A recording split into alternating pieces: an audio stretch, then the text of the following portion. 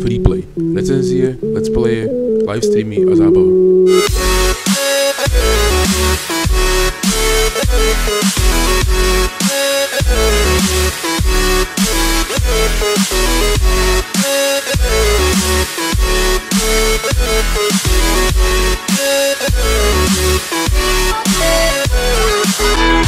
V dnešním díle uvidíte recenzi na hru Dota 2, Vulcan, War Thunder, Path of Exile.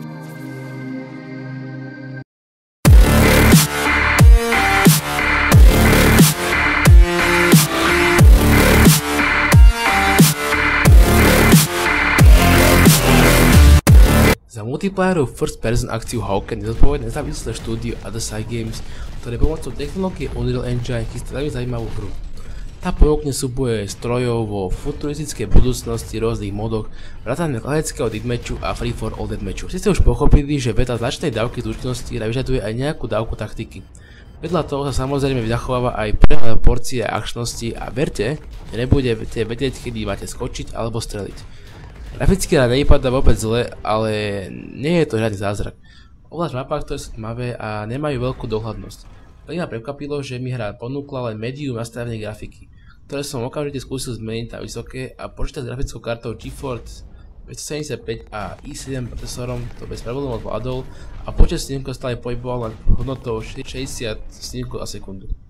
Vulcan je veľmi zaujímavý počin, ak máte radi obrovské bojové roboty, nesmie vám táto hra za žiadnu cenu uniknúť. Stále bude zadarmo, teda free to play, s užitočným nákupom bonusových doplnkov a otvorená beta stále ešte beží. Tady si môžete sami vyskúšať. Bohužiaľ po nejakých 5 hodinách hrania som začal mať pocit, že mi hra už to nedokáže ponúknuť. Pravdou viere som nakupoval hľadať metal kredity a nesnažil sa vytvoriť si lepšieho robota alebo kupovať extra doplnky. V každom prípade Vulcan smeruje k dobrým online strieľačkám pomerne slušne.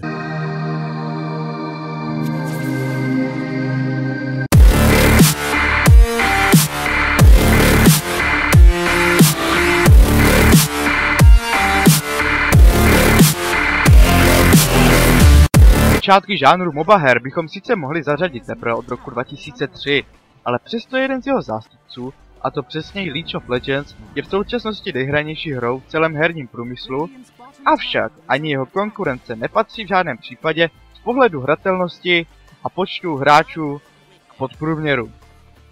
Ale přejdeme k samotné Dotě 2. Pravým zakladatelem celého žánru byl, jak již nejspíše víte, první díl tohoto kousku.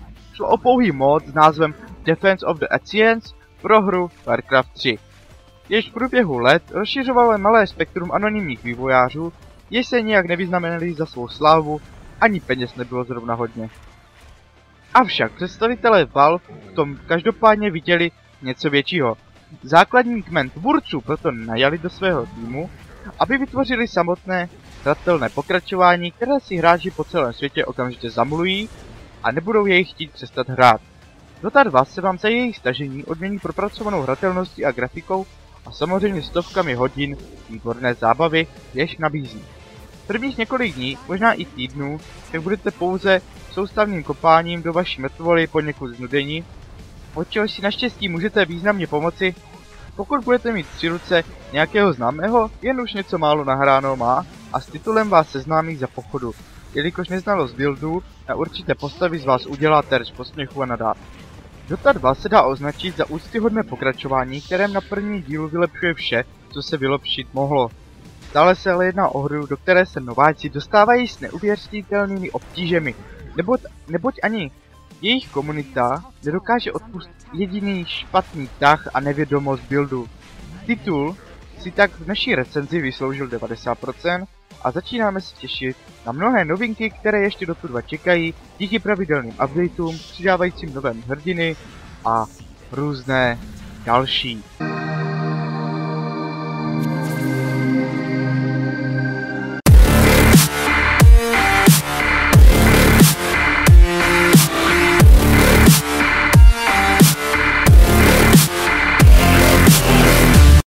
Keby takto vypadalo tretie Diablo, to by bolo niečo.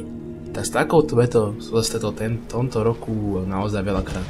Počul som ju od ľudí, ktorí si zdarma stiahli betu Path of Exile a po nejakej dobe získali pocit, že sa takým dostalo to najlepšie izometrické akčné RPG.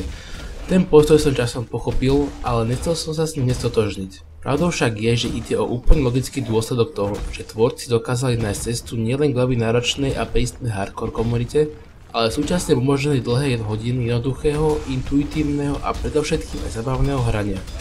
Hraj zadarmo a nič na svete vás nenúti platiť. Je to jedna z mála naozaj férových hier.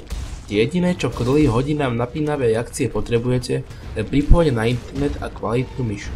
Je jasné, že už aj tu sa objavuje model mikrotransakcií, ale je to ako pridaná hodnota. Základný profesí je presne tak akurát, aby našinec našiel presne to, čo potrebuje, teda rozmanitá šestica. Voláme sa síce inak, ale vlastne sa stále strieda mix boja na blízko a na diaľku. A menia sa pri tom typy zbraň. Buď sa ho presekáte, alebo to isté zvládnete pomocou magických kúziel a šípu.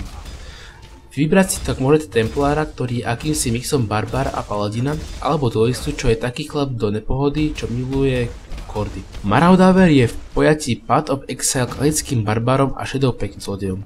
Ponuku uzatvára lovec a čarodenica. Je jasné, že voľba postavy výrazne ovplyvňuje štýl hrania. Ťažko si priaznivec boja na blízko bude vyberať postavu, ktorá je dokonalá s lukom a šípmi. Na druhú stranu hra ponúka neuveriteľne prepracovaný vývoj postavy, ktorý prináša naozaj široké možnosti, kam svojho hrdinu môžete smerovať. V dosiahnutí novej úrovni sa vám otvorí bohatý strom vývoja, kam môžete pekne prideľovať nabité body. Je to nádhera.